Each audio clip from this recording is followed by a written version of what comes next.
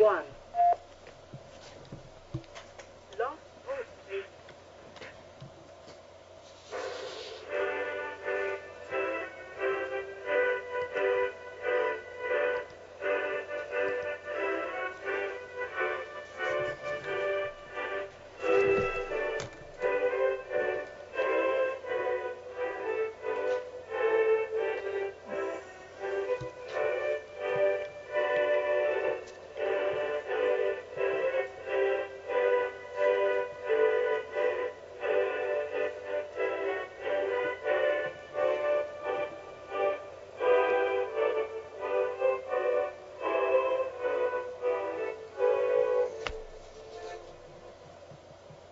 Boa noite, meus amigos. Estamos aqui de volta. Como sempre, começamos nosso programa invocando a Santíssima Virgem Maria e o Santo Padre Pio de Pietrelcina, para que roguem a Deus que nenhuma injustiça se cometa neste programa. Eu queria lembrar a vocês que de 7 a 12 de maio eu vou proferir aqui em Colonial Heights, Virgínia, o curso Conhecimento e Moralidade, cujo programa se encontra no meu website www.olavodecarvalho.org. Informações e inscrições com o Sr. Eduí Ferro. Telefone 041-3209-1289 ou 041-9974-4443 ou 041-9650-9671. Também queria aproveitar para pedir desculpas a todos aqueles leitores aos quais eu não tenho respondido, porque a coisa é impossível. Eu recebo 700 e-mails por dia, dos quais pelo menos 200 são perguntas para este programa, e a coisa ultrapassa fisicamente a minha capacidade de responder. Peço desculpas a todos, não há absolutamente nada que eu possa fazer. Eu gostaria aqui de ter uma equipe de 20 pessoas trabalhando para poder atender tudo isso, mas infelizmente nós temos aqui somente a nossa família e os nossos cachorros, que infelizmente não são alfabetizados o suficiente, nasceram analfabetos e permanecem nessa condição, né? Como dizia Eric Satie, muitos animais não receberam os benefícios de uma educação humana. Então, eu vou dedicar a primeira parte desse programa à análise deste fenômeno que aconteceu na porta do Clube Militar do Rio de Janeiro no dia 31 de março, quando um grupo de anciãos que tinha ido ali comemorar o movimento cívico-militar de 31 de março de 1964 foi atacado na porta por um bando de arruaceiros que os xingaram de torturadores, assassinos, deram alguns empurrões nos velhinhos e um deles, pelo menos, cuspiu no rosto do coronel Juarez Gomes, que ou era, não estou ainda informado, é o presidente do Ternuma, o site Terrorismo Nunca Mais. Passados alguns dias, eu recebo a notícia de que o coronel está processando aquele rapaz por infração do Estatuto do Idoso. Então, bom, a reação é inteiramente justa, porém é preciso considerar que ela é demasiado fraca, tímida, inadequada e só servirá para incentivar novas agressões e novas violências. Prestem bem atenção. O que aconteceu ali? Uma infração ao Estatuto do Idoso? De maneira alguma. O que aconteceu, em primeiro lugar, foi um crime de calúnia. Calúnia por quê? O coronel Juarez Gomes jamais foi acusado judicialmente de qualquer crime de tortura, homicídio, qualquer violência que fosse. Tá certo? Não há absolutamente nada contra ele, nem contra a totalidade ou quase daqueles oficiais que estavam lá. Que eu saiba, há alguns oficiais que estão sob investigação por crimes de eventuais crimes de tortura, mas não era nenhum desses que estava lá. Sobretudo o próprio coronel Juarez. Isto quer dizer que o coronel Juarez e outros foram chamados de assassinos e torturadores não porque haja alguma suspeita de que eles tenham cometido esses crimes, mas pelo simples fato de que eles aplaudem retroativamente o movimento de 31 de março. Ou seja, é um simples delito de opinião. E tudo vem sendo feito para incriminar como torturador e assassino qualquer sujeito que goste do regime de 64. Ora, por esse critério, os promotores daquela manifestação são muito mais torturadores e muito mais assassinos do que qualquer militar brasileiro, já que eles aprovam, tá certo? E aplaudem constantemente e às vezes ajudam materialmente, tá certo? Regimes genocidas que mataram milhares de vezes mais pessoas do que a nossa ditadura.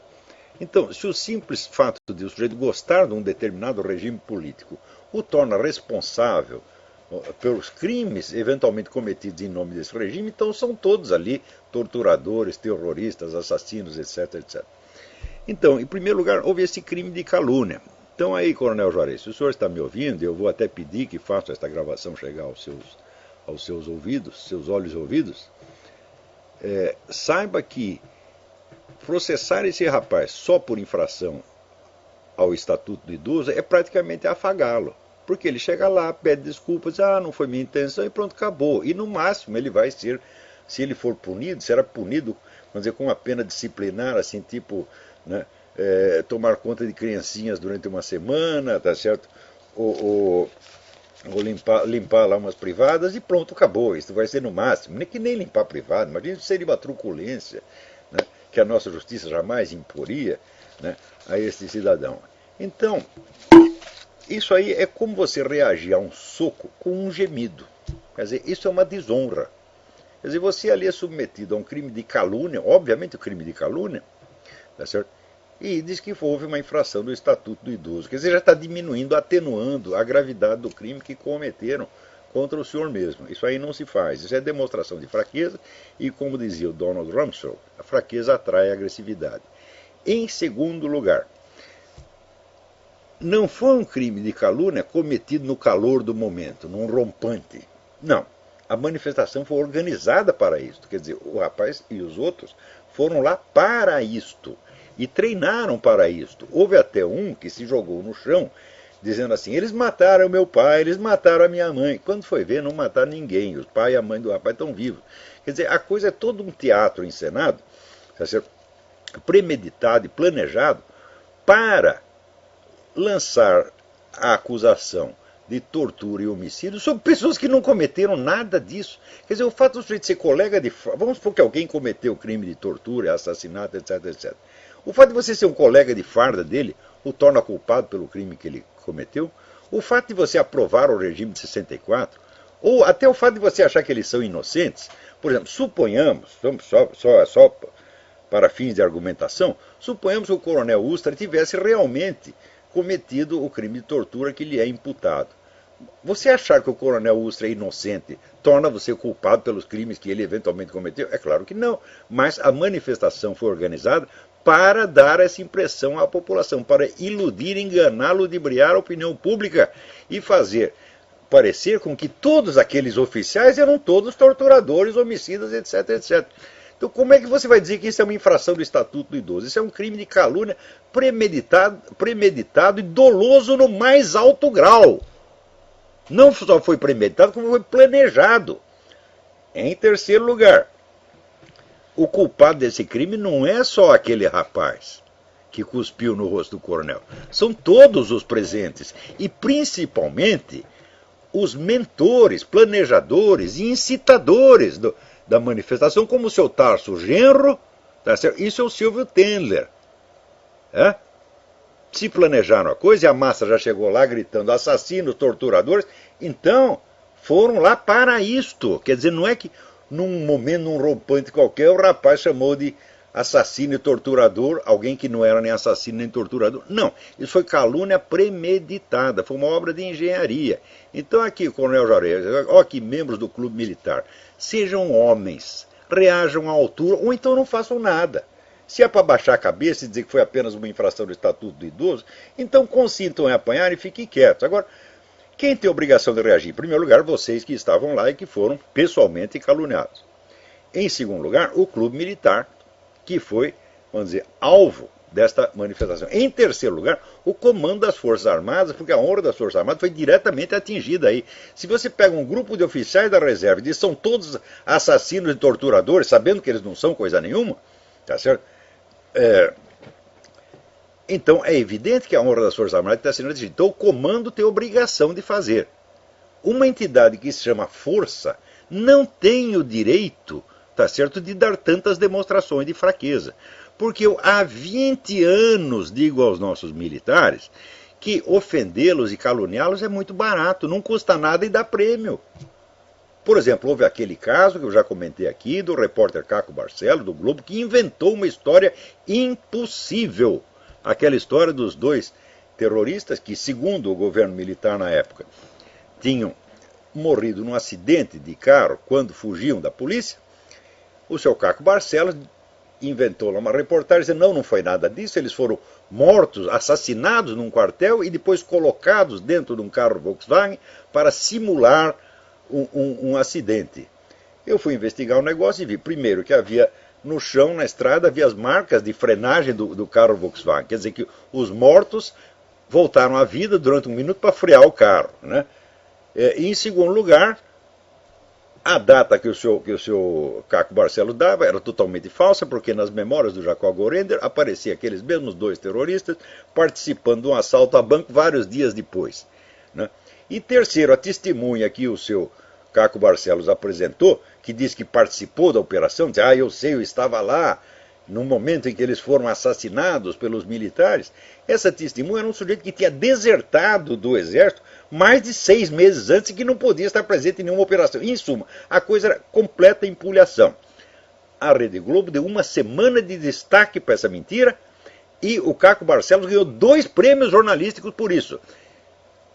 Contra esta ofensa brutal, tá certo, mentirosa, caluniosa no mais alto grau, o que fizeram as Forças Armadas é emitir uma notinha oficial, dizendo, ai, me dói. Vocês não têm vergonha, porra? Hã? Então, é o tal negócio. Eu até, na minha aula de sábado passado, eu comentei isso aí. Falei, por que esses militares estão sendo vítimas, tá certo, de tantas calúnias, de tantas mentiras? É claro que se houve 2 ou 3 ou 5 ou 10 que cometeram crimes, eles têm que ser investigados e punidos, mas nada justifica chamar de torturadores e assassinos quaisquer militares que sejam da mesma geração deles, ou quaisquer pessoas que aprovem, que tenham uma ideia favorável do regime de 64. Isso é transformar em crime hediondo um delito de opinião. Quer dizer, agora será que o seu Tarso Genro, que foi ministro da Justiça, não sabe a diferença entre cometer um crime de tortura e dizer umas palavras em favor do regime de 64? O senhor não sabe essa diferença, seu Tarso Genro? O senhor sabe perfeitamente e finge que não sabe, porque o senhor, como todos esses, é um farsante. Você está enganando a opinião pública. Quer dizer, a manifestação já é propaganda enganosa no ato. Quer dizer, quer dar ao público a impressão de que aplaudir retroativamente o regime de 64 é crime. Só se for delito de opinião. Então, eu estava perguntando, então, por que eles são vítimas de tanta calúnia, tá certo? Por que ficou tão barato inventar mentira contra as Forças Armadas? Então me lembrei do diálogo A República de Platão, onde aparece um personagem chamado Céfalo. E Céfalo é o dono da casa onde está se desenrolando o diálogo, e ele é um homem muito rico, foi um político, uma pessoa importante da geração anterior, e ele não aguenta acompanhar o diálogo, ele vai dormir. Então, o grande intérprete do Platão, que é Eric Voegelin, explica o seguinte: o Céfalo representa uma pessoa da geração anterior, que é uma pessoa honesta, um homem de bem, mas que era um homem de bem que procedeu honestamente simplesmente por tradição e hábito, sem verdadeiro amor à sabedoria. Então, é uma pessoa oca que não tem nada para dizer à nova geração. E quando essa nova geração, então, é exposta a influências ainda mais corruptoras do que antes, essa nova geração não tem nada o que fazer e a história passa em cima deles como um trator. Esta é a culpa dos nossos militares.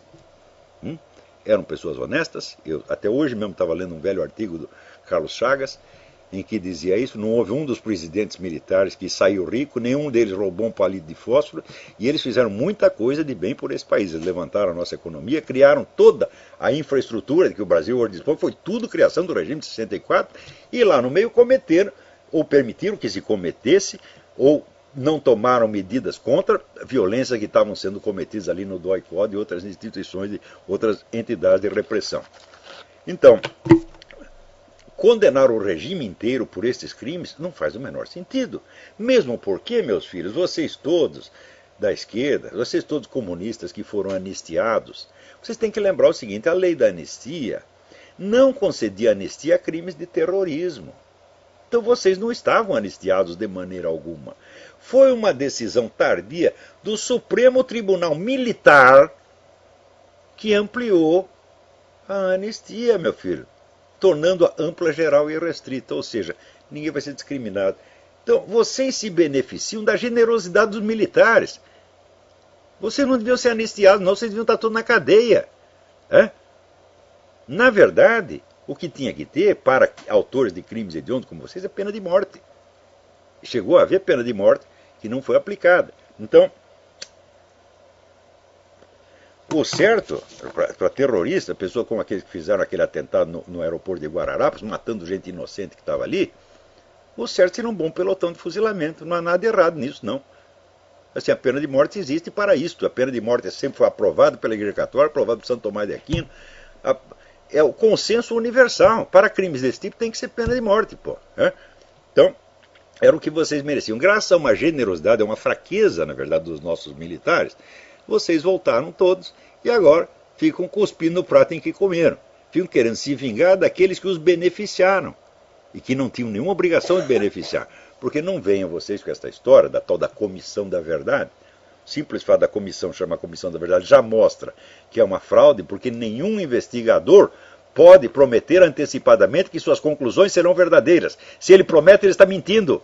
Eu posso dizer, vou dar conclusões honestas, vou dar conclusões sinceras. Não posso dizer, vou dizer a verdade. Vou dizer a verdade para vocês quando terminar com... Como é que você sabe? Então, quem promete antecipadamente a verdade está mentindo. A verdade não se promete antecipadamente. A verdade você conta primeiro e depois você diz que é verdade. Então, esse pessoal da Comissão da Verdade diz que os crimes da esquerda são perdoáveis e não vão ser investigados porque foram cometidos em reação a um regime ilegítimo. Eu digo, em primeiro lugar, se o regime é ilegítimo, então a decisão do Supremo Tribunal Militar também é ilegítima, meu filho. Em segundo lugar, quem foi que disse que o regime é legítimo? Existe alguma sentença do Supremo Tribunal Federal transitada em julgado dizendo que os atos daquele regime são ilegítimos? Não existe. E, em terceiro lugar, é absolutamente falso que a sua guerrilha fosse uma reação ao governo militar, porque a guerrilha começou em 62, financiada por Cuba, como continuou sendo financiada depois. Então, é tudo mentira nessa coisa. Então, o que se passou aqui, você vê, não existe nenhum problema político, nenhuma questão política que já não esteja de algum modo prefigurada nos diálogos de Platão. Então, a gente vê que os militares foram honestos, administraram o melhor que podiam, etc. Mas eram pessoas vazias, pessoas ocas. Tá certo? Tanto eram ocas que liquidaram com a política no país, liquidaram todas as lideranças civis, tá certo? E pretendiam administrar o país como se fosse uma empresa. Quer dizer, aquele velho sonho da ditadura tecnocrática, que é o sonho de Augusto Comte, que é outra ideologia maligna. Tá certo? O mundo tem duas ideologias malignas que produziram tudo o que houve de ruim nos últimos 150 anos, que é o marxismo e o positivismo. Ora, o positivismo é uma influência profunda na mente dos nossos militares. Então o que eles falaram? Liquidamos a vida política, chamamos meia dúzia de técnicos e administramos o país como se fosse uma empresa. É a ideia de Augusto Comte. Ora, para levar isso a sério, na plena década de 60, precisa ser muito burro e intelectualmente indolente. Segundo, a indolência intelectual desses militares não permitiu sequer que eles acompanhassem a Revolução Cultural Gramsciana, que já estava começando sob as suas barbas e às vezes sob o seu patrocínio. Terceiro, tiveram no poder 20 anos, não fizeram uma única campanha de propaganda anticomunista. Quando tinham... Veja, se vocês subiram ao poder para defender o país contra o comunismo, não basta tirar o governante e em seguida fazer uma bela administração e restaurar a economia. Não, é preciso esclarecer o povo o que é o comunismo. Vocês se abstiveram, se omitiram de fazer isso durante 20 anos. Às vezes faziam umas campanhas contra os terroristas, alegando a violência e ilegalidade. Contra o comunismo mesmo não se falava nada. Então vocês criaram um vazio ideológico, um vazio cultural, que a esquerda ocupou facilmente. Então o que aconteceu? Aquilo que já estava na República de Platão. Quer dizer, uma velha geração que era honesta e correta apenas por força do hábito, mas que não tinha verdadeiro amor, não tinha amor à verdade. Não ia buscar a verdade. Eram pessoas rotineiras, vazias, sem imaginação, tá certo? Intelectualmente indolentes. Então vocês deixaram o vazio, permitindo que a geração seguinte fosse corrompida e agora fosse cuspir na sua cara. Pior ainda, vocês não foram intelectualmente indolentes, olha aqui, militares brasileiros e membros do clube militar. Vocês não foram intelectualmente indolentes só durante o governo militar. Depois continuaram sendo. Porque eu fui muitas vezes no clube militar e adverti a vocês essa questão do gramscismo. A primeira reação que surgiu levou 8 anos. Ou seja, 8 anos depois de eu publicar o livro A Nova Era da Revolução Cultural, pela primeira vez, um oficial, alto oficial das nossas Forças Armadas, deu sinal de que tinha percebido a coisa, que foi o general José Fábrega. E depois veio o general Sérgio Augusto Avelar Coutinho, que escreveu 2 livros excelentes a respeito. Uma reação tardia que mostra a sua indolência intelectual. Ora, se vocês não querem estudar, se vocês têm medo de ser intelectuais, tá certo? Se vocês têm o mesmo preconceito luliano contra o conhecimento, então vocês são iguais a ele sob esse aspecto, né? E, em segundo lugar, se não querem o conhecimento, não têm o direito de postular autoridade e poder. Então, sob este ponto de vista, não sob o ponto de vista político, são usurpadores também. Durante anos, eu fui ali ao Clube Militar, fiz várias palestras lá e adverti, vocês têm que reagir à calúnia mediante processo. Se vocês processassem os 5 primeiros caluniadores que mentiram contra as Forças Armadas, não haveria um 6º. Em vez disso, preferiram aquela política de gabinete, de conchavo, de trocar beijinho. Todos fizeram isso, não só os comandantes. Pior, quando se criou o Ministério da Defesa, eu avisei a vocês, isso vai acontecer. As Forças Armadas vão ser pisoteadas, vão ser humilhadas e vocês não vão poder fazer nada. Ainda tem vários coronéis imbecis que se levantaram para dizer, não, mas nós precisamos do Ministério da Defesa. Vieram com raciocínios burocráticos, mostrando que nada entendem de política, não entendem confronto de forças, não entendem estratégia leninista e muito menos a estratégia de Antônio Gramsci. Ou seja, amadores. Gente sem a mínimo de cultura política. Então, se vocês não querem se informar sobre a situação, então não venham se queixar quando a situação se volta contra vocês. Porque, olha aqui, avestruz, meu filho, avestruz esconde a cabeça, mas ergue a bunda, você está entendendo? E oferece. Então, aqueles que não quiseram estudar a coisa, avaliar corretamente os perigos, são culpados. Não culpados de tortura e homicídio, evidentemente. São culpados de omissão, são culpados de indolência intelectual e são culpados de ter ocupado posições para as quais não estavam intelectualmente preparados e nem pensaram em se preparar. Então, é o velho problema que já Platão assinalava, que a desordem na sociedade começa quando as pessoas começam a ocupar postos para os quais não estão preparados. E hoje em dia todo mundo se acha preparado para tudo. Pois o próprio Tarso Genro, né? Tarso Genro é aquele que fazia a poesia da punheta, né? A poesia, em outros termos, é quanta punheta toquei por você. É uma coisa ridícula, grotesca, coisa de menino de ginásio, tá certo? É um homem intelectualmente desqualificado. Um sujeito que comigo não aguentaria 2 minutos de debate sem sair chorando. Isso vira ministro da Justiça. Tá entendendo? Agora, isso aí é a desordem estabelecida, mas essa desordem não começou depois do regime de 64, começou dentro dele.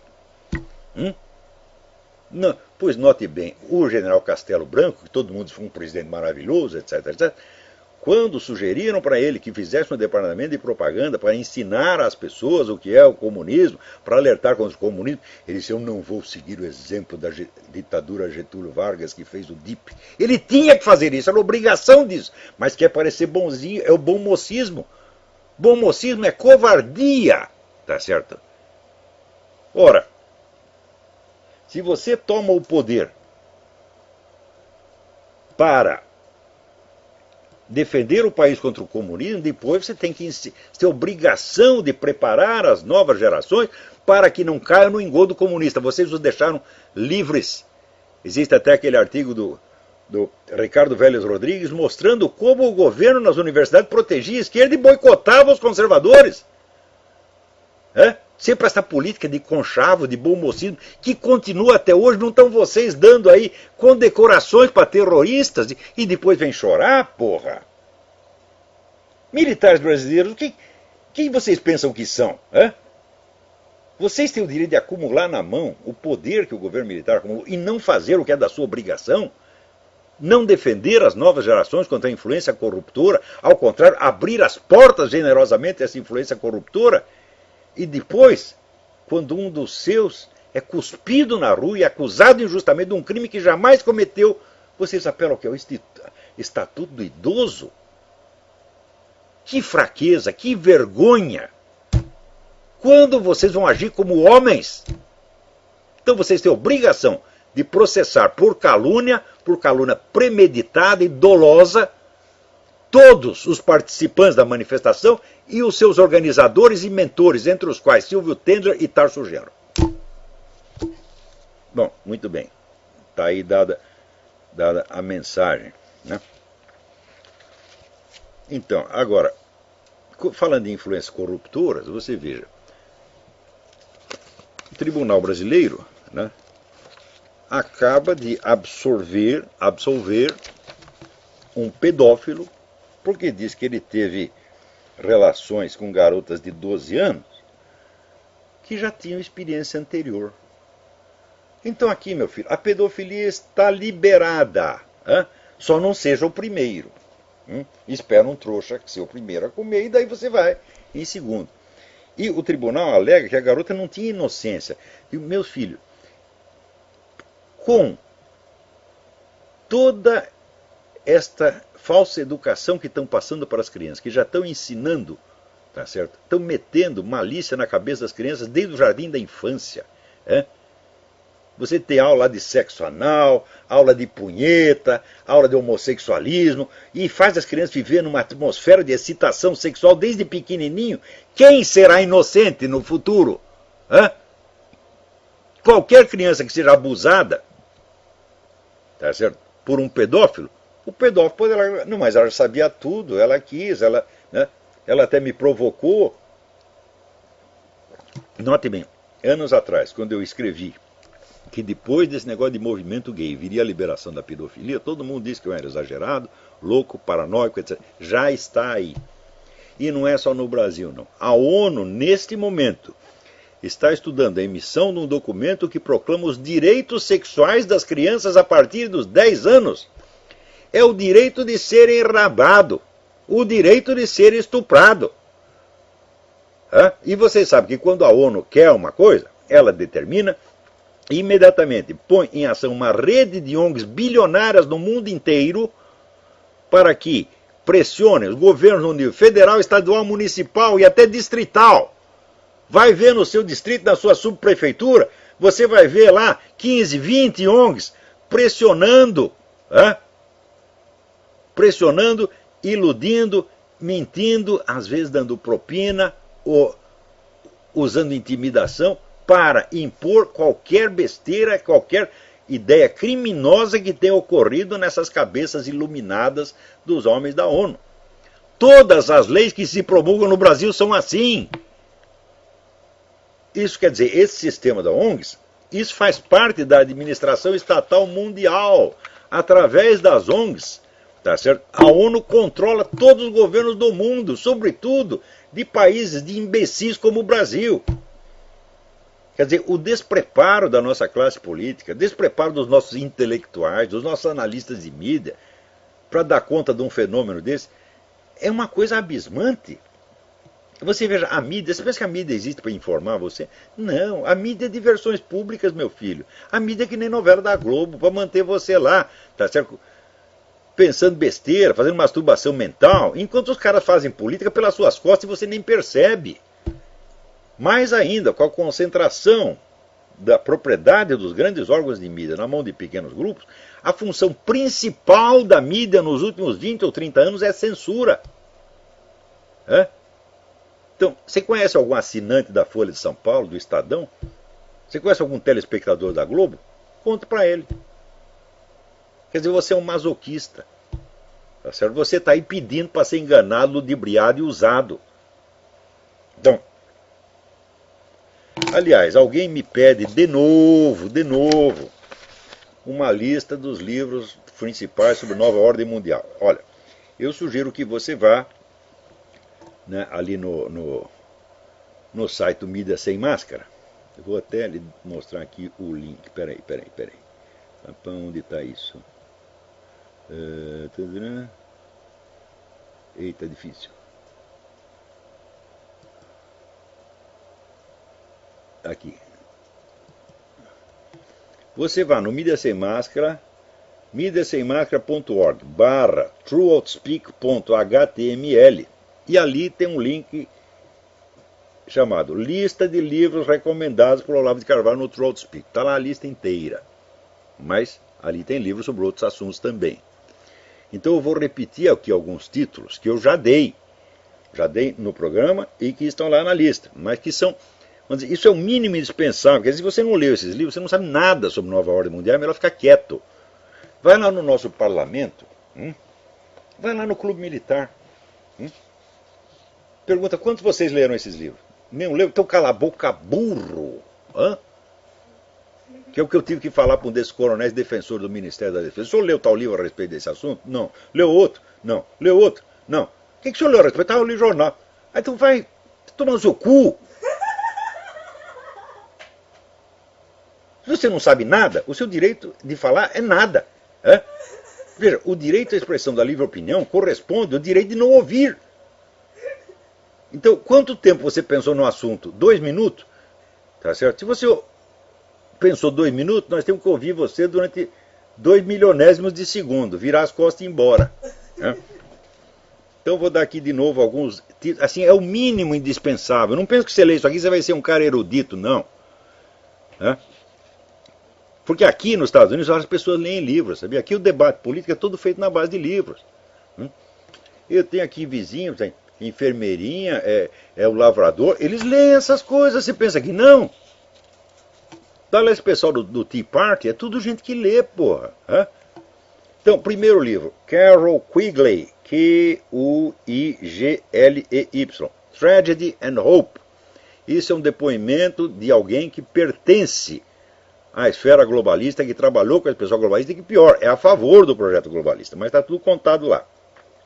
Segundo, Stanley Monteith. Monteith escreve Montieth. O livro chama-se The Brotherhood of Darkness, A Irmandade das Trevas. É um livro de 100 páginas, um dos melhores livros que existe a respeito. É de uma coisa, de uma objetividade, um negócio certeiro, incrível. Terceiro, Henry Lamb, L-A-M-B, The Rise of Global Governance. Esse é um livro que já aborda a coisa de um ponto de vista mais técnico, legislativo. Muitíssimo bom. O Henry Lamb, ele sabe mais a respeito disso do que provavelmente qualquer outra pessoa no mundo. Quarto livro, Paul Virion, V-I-R-I-O-N, Bientôt un gouvernement mondial. Em breve um governo mundial. Segundo, 2 livros do meu caro Cliff Kincaid. Kincaid escreve K-I-N-C-A-I-D. O primeiro é Global Bondage, The United Nations Plan to Rule the World. E o segundo, Global Taxes for World Government. São livros indispensáveis também. E, finalmente, um livro que está traduzido em português, que ninguém tem desculpa para não ler, que é o livro do Daniel Stulin, A Verdadeira História do Grupo Bilderberg. Isso aqui, meu filho, é para começar a ter uma ideia do assunto. Porque a bibliografia sobre o governo mundial, hoje, dá para lotar muitas e muitas bibliotecas. E você tem livro de todos os tipos. Você tem desde livro polêmico até estudo científico, você tem documentos oficiais, tem tudo ali. Por exemplo, só sobre esse negócio da Agenda 21, a Agenda 21 foi aquilo que começou na Conferência do Rio de Janeiro, em 92. Né? Quer dizer, que é o plano de colocar toda a extensão territorial do mundo sob o comando direto da ONU, né? Sob o pretexto de proteção do ambiente, tá certo? E de proteger espécies em extinção e toda essa bobajada, tá entendendo? Quando você vai ver, esta semana mesmo, teve um encontro desse globalista na ONU, onde aparece lá um cientista dizendo o seguinte, dizendo que quem quer que resista à ideia do aquecimento global de mãos de causa humana é um doente mental e é uma pessoa que está afetada de uma conduta sociologicamente desviante e deve ser submetida a tratamento psiquiátrico. E ele acabou de dizer isso e daí ele explicou a proposta dele. A proposta dele, singelamente, é o seguinte: toda a população deve ser concentrada nas grandes cidades e deixar o resto do planeta para os animais. Este sujeito diz que os outros são loucos. Você pensa que alguém lá chamou ele de louco? Não. Todo mundo acha isso normal. Pior, um projeto desse de concentrar na cidade só vai ter 3 tipos de terreno. Você tem o terreno urbano, onde está todo mundo lá espremido. Você tem as grandes fazendas, né, coletivas que produzem tudo. E você tem, no meio, 90% da extensão da terra deixada para os animais. É a vida natural, não é isso? E este projeto foi realizado na Romênia pelo Ceausescu. E eu vi o resultado disto. O resultado foi o desastre total da agricultura e o desastre total dos serviços públicos, que até hoje não foi consertado direito, né? Então, as fazendas coletivas fracassaram, e depois que elas fracassaram, você pensa o quê? Quando cai o comunismo, você acha, acabou o comunismo, agora volta tudo que era antes e está tudo resolvido. Você está louco. Eu percorri quilômetros e quilômetros de estrada na Romênia, vendo fazendas paradas, o mato crescendo, tá certo? Enquanto isso a população pagando os tubos por um pouquinho de comida, a produção toda parada. Por quê? Porque quando acabou as fazendas coletivas, meu filho, ninguém sabia quem era o dono anterior. Eram escrituras de 50, 60, 70 anos antes. Aparecia 10 caras dizendo o dono sou eu. E tinha milhares de processos rolando na justiça, enquanto isso tudo parado. Você pensa que quando acaba o comunismo volta tudo as mil maravilhas? Não, o negócio é muito complicado. O comunismo, meu filho, é que nem AIDS. Não é fácil curar, não.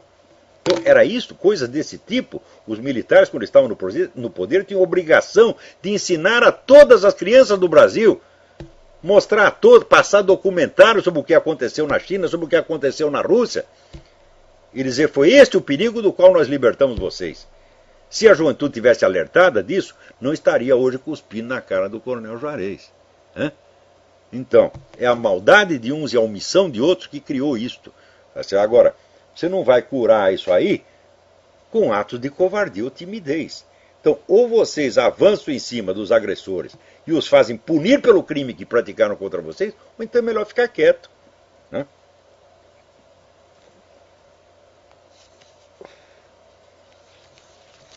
Então, olha aqui, enquanto isso me chega aqui mais uma estatística feita pelo sociólogo Massimo Introvin. Massimo Introvin é um grande estudioso de religião no mundo atual. Ele diz que o assassinato de cristão no mundo está na base dos 105 mil por ano. Isto é, um cristão é assassinado a cada 5 minutos no mundo por conta da sua fé. Aqui, essa estatística não inclui vítimas de guerras, vítimas ou cristãos que foram assassinados por outros. Não, exclusivamente pessoas que pagaram pela sua fé. Ou seja, perseguição religiosa explícita. Enquanto isso, esses vagabundos de movimento gay fazendo discriminadinho. E pior, os negros nos Estados Unidos, que são protegidos, paparicados, são uma classe privilegiada, ainda tem a cara de pau de dizer que são discriminados. Vocês não viram esse caso desse Trayvon Martin? Ora, o que aconteceu? Aconteceu que esse rapaz, que é um sujeito de 1,89 m, foi chamado a atenção por um inspetor de quarteirão, deu a porrada no inspetor de quarteirão, derrubou o cara e estava lá batendo a cabeça do sujeito na calçada. O cara puxou o revólver e deu um tiro nele. O inspetor de quarteirão não é um branco pelo padrão americano, é um chicano. Imediatamente o que aconteceu? A NBC divulgou uma conversa que teria havido entre o inspetor do quarteirão e a polícia, ele falando com a polícia através do telefone celular. E a conversa parecia assim: aqui tem um sujeito de atitude suspeita, ele é preto. Imediatamente criou a ideia de que ele tinha cometido o assassinato por motivo racista. Só que depois descobriram, a gravação foi cortada. Cortada. A conversa inteira é o seguinte: aqui tem um sujeito em atitude suspeita. Porque está aqui embaixo da chuva e ele está andando de um lado para o outro, examinando o carro, essa coisa toda. Daí o cara da polícia pergunta: ele é branco ou preto? Daí ele diz: parece que é preto. Cortada a metade da conversa, pareceu que o sujeito era suspeito porque era preto. Então agora está tendo um inquérito lá interno no NBC para saber quem foi o filho da puta que fez isso. Porém, imediatamente, já surgiu a campanha. Todo mundo, todo quanto é revista, jornal, publicou a foto do cara, da vítima, mas não a foto da vítima como era. Publicou a foto do cara como ele era aos 12 aninhos. Para dar a ideia de que era um menininho inocente. Quando você vai ver, era um homem zarrão de 1,89 m, capaz de derrubar um guarda e bater, maçocar a cabeça no chão. Pior ainda, depois apareceu um vídeo dizendo: olha aqui, a prova de que o inspetor de quarteirão não tinha sido agredido nada, está aqui o vídeo que mostra ele, não tem sangue nenhum na cara dele. E a Folha de São Paulo imediatamente se apressou a publicar esse vídeo e dizer: tá vendo? Foi crime racista mesmo, porque não tinha sangue. Só que é o seguinte: o vídeo foi tirado de cima. De cima dá para você ver a narina do cara? Não. E no vídeo aparece claramente o polícia examinando a camisa do cara, onde ele diz ter visto pingos de sangue, e examinando as costas, onde ele diz ter visto marcas de terra e grama, mostrando que o cara tinha estado deitado. Agora, ou seja, aquilo que prova exatamente o que a polícia está falando é divulgado para vocês como se fosse prova do contrário. Ou seja, quer dizer, você só acredita que a narina estivesse sangrando se houvesse a camisa inteira manchada de sangue? Fala: onde você as viu? Isso simplesmente não acontece. No máximo 2 pingos que vão cair ali, o resto caiu no chão e o cara limpou também. Mas ainda, de cima não dá para ver narina, meu Deus do céu. Mas o que aparece confirma o que a polícia disse: nós examinamos a camisa dele e havia pingos de sangue. E examinamos as costas dele e havia sinal de terra e grama. Portanto, não havia motivo para prender o cara. Enquanto isso, os Panteras Negras, que agora sabemos que é uma entidade que está ligada diretamente ao Hezbollah, colocam primeiro um prêmio de $10 mil pela captura do cara. Captura por quê? Se a polícia diz que não há motivo para prendê-lo, então está induzindo qualquer um a ir lá e prender ou matar o cara. Depois o prêmio foi aumentado para $1 milhão e até o presidente da República entrou na história. Oh, meu Deus do céu! E o tal do inspetor de quarteirão, o Zimmermann, o que ele disse até agora? Nada, coitado. Deve estar aterrorizado lá. Quer dizer, coitado, um chicaninho, tá certo? Que chega aí e está tentando ganhar a vida. Não é isso? Então ele tem que apanhar e ficar quieto. Por quê? Porque o agressor é preto, então não pode mexer, e o presidente da República também é preto. E esses caras ainda dizem que são discriminados, são os donos da bola aqui, porra. Enquanto isso, a cristão pode matar quando quer. Você tem alguma passeata, por causa de violência contra a cristão? Nada. Fica todo mundo afagando. Bom, agora o Papa foi lá em Cuba e pelo menos falou alguma coisa, Não se pode dizer que ele não falou nada, ele reclamou um pouco, Agora um cara aqui me pergunta: olha só, mas cada jumento que me aparece pela frente, puta que eu pariu, Olha aqui, quer ver? Um cara, que é o tal de Cavaleiro Real, E-mail bnta32@yahoo.com.br. Quem quiser escrever para ele pode escrever. Quem é você para criticar Marx? Veja o que você tem hoje: internet, bibliotecas, jornais, rádio e televisão, institutos acadêmicos de fácil acesso, estão na mão, a informação está na sua mão. E o que Marx tinha em 1800? Somente a sua mente e a sua percepção. Primeiro, em 1800? O que é isto? Em 1800 Marx não tinha nascido. Né? Em segundo lugar, vou dizer o que ele tinha. Ele tinha à sua disposição a biblioteca do Museu Britânico, tá certo? Com todos os relatórios econômicos mais avançados da época, biblioteca na qual ele pôde lá pesquisar durante anos e anos a fio, porque ele não precisava trabalhar, era tudo financiado por um capitalista. Eu jamais tive esta moleza. Eu, quando quero pesquisar as coisas, eu tenho que fazer no intervalo dos meus serviços normais, você está entendendo? O homem teve toda a moleza do mundo, nunca precisou trabalhar, porra. Hã? Então, deixava lá a mulher se matando, né, para cuidar de não sei quantas crianças, que várias até morreram, ele não ligava para a família, tá certo? Mas em condição de estudar, ele tinha outra coisa, ele era filho de um homem de propriedade, um homem de bens, que era um cara alto funcionário da justiça que pôde lhe dar a melhor educação, né, na época, tá certo? Ou seja, Marx foi criado em condições muito melhores do que este que vos fala, meu filho. Agora você diz, hoje nós temos internet, eu não sei. É verdade, meu filho, o capitalismo criou uma riqueza extraordinária. Não é isso? Nos deu uma vida muito melhor, tá certo? Mas, comparando ainda, as minhas condições de pesquisa são muito piores do que aquela que Marx teve. E o cara vem dizer, né? Convém para criticar Marx 200 anos depois. Acaso sua mãe teve que ir para as minas de carvão com você na barriga? A mãe de Karl Marx também não. Ela era esposa de um juiz de direito que era um cargo quase como de ministro de Estado. Agora, a minha mãe era operária da indústria gráfica, meu filho.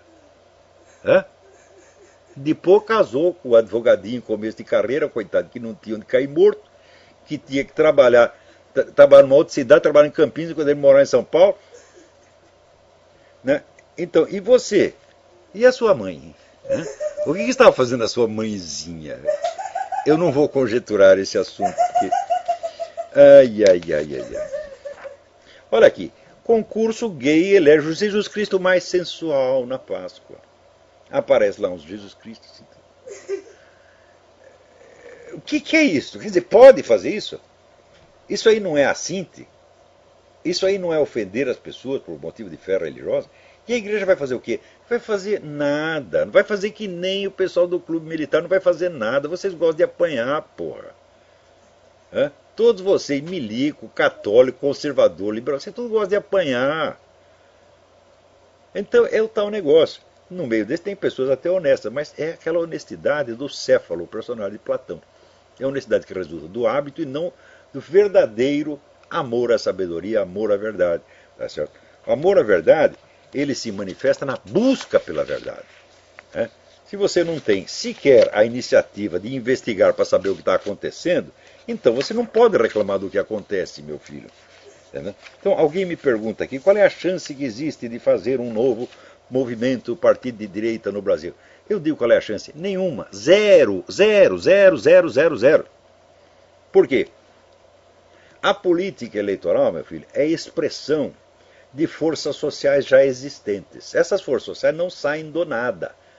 Elas começam a se formar nas altas esferas intelectuais, passam depois para o sistema de ensino e vão criando aos poucos uma massa crítica de pessoas que estão contra, né, o estado de coisas. Depois é preciso organizar essas pessoas, não no nível político eleitoral, tá certo? Mas no nível da pura atividade social, interconectar essas pessoas. Né? Por exemplo, eu digo, olha, os militares estão muito descontentes com a situação. O pessoal de polícia também está muito descontente. Por quê? Porque vive de mãos amarradas e não pode prender um bandido sem que a mídia caia de pau. Alguém já tentou aproximar policiais e militares? Nunca. Então, houve uma época em que havia empresários liberais que estavam revoltados contra a política estatista do governo. Eu digo, bom, vocês estão revoltados, os militares também. Vamos aproximar uns dos outros. Isso foi 15, 20 anos atrás.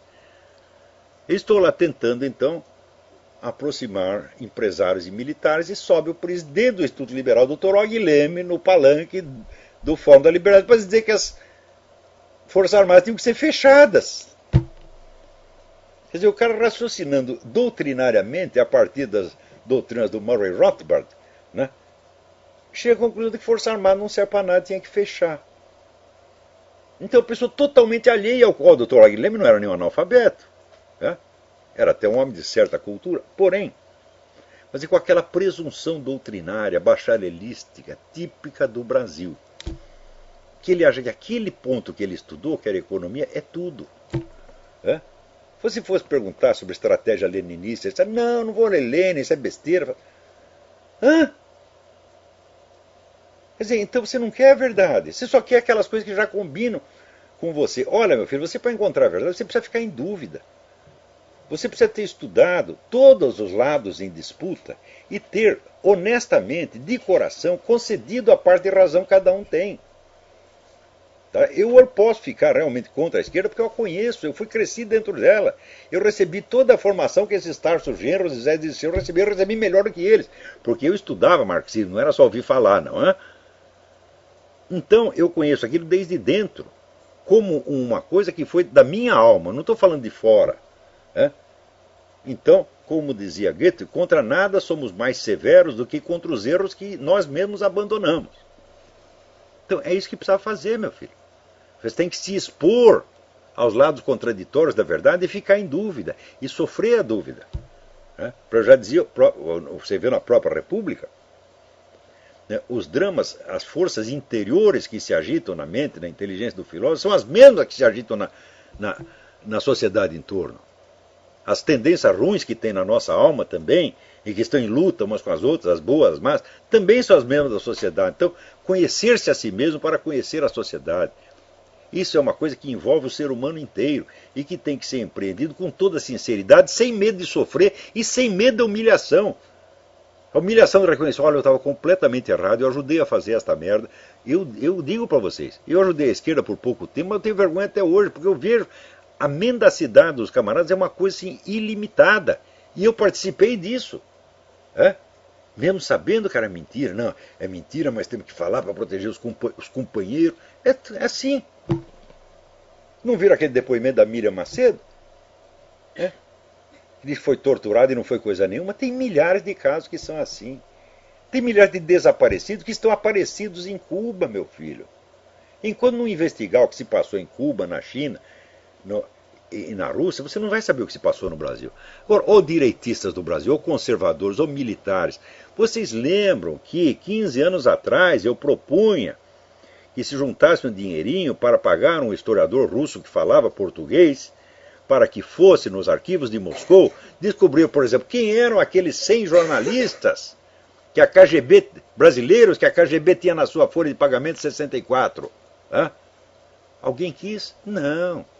Isso é muito longe, é coisa muito remota. Só se interessa pelo imediato. Se você se interessa pelo imediato, você não compreende o processo histórico. E quando o processo histórico assume a forma de uma cuspida dada na sua cara por um crime que você não cometeu, então o que você vai fazer? Vai chorar?